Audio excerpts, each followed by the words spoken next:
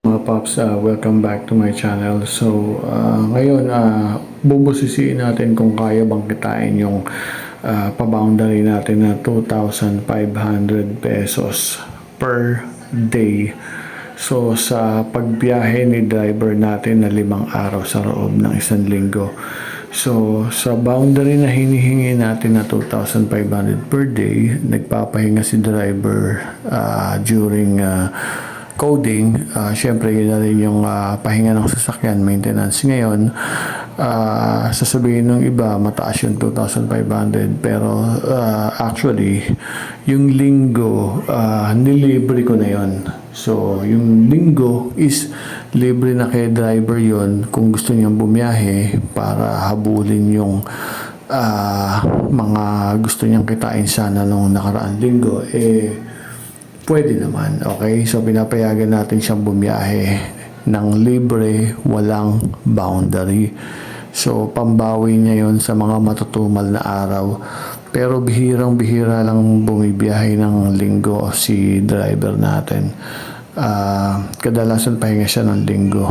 So, sa loob ng 1 buwan, may buwan na hindi siya bumibiyahe ng linggo. So, ngayong November, so ito pa lang yung araw na bumiyahe siya. So ngayon, ito 3 beses lang siya bumiyahe ngayon. Nagsimula siya 1:00 tanghali na. So tignan natin. So yung 1,018 net income niya na yan.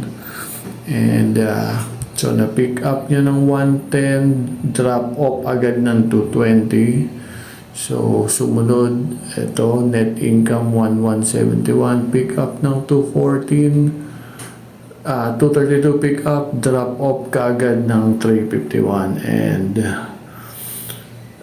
yung pangatlo, so sunod-sunod to, 3:22 p.m. Na match, pick up ng 358. Yung drop off medyo na late lang kasi nakalimutan ni driver dahil may pinuntahan siyang birthday ng pamangkin, pero sa totoo lang 5:00 tapos na yan. And si driver medyo nilimitahan niya lang yung kanyang oras ng pagbiyahe kasi nga may okasyon and linggo ngayon. So eto neto to 1, 2, 3,004. So that's 3,500 pesos na net income ni driver, and wala siyang kailangang entrega na boundary.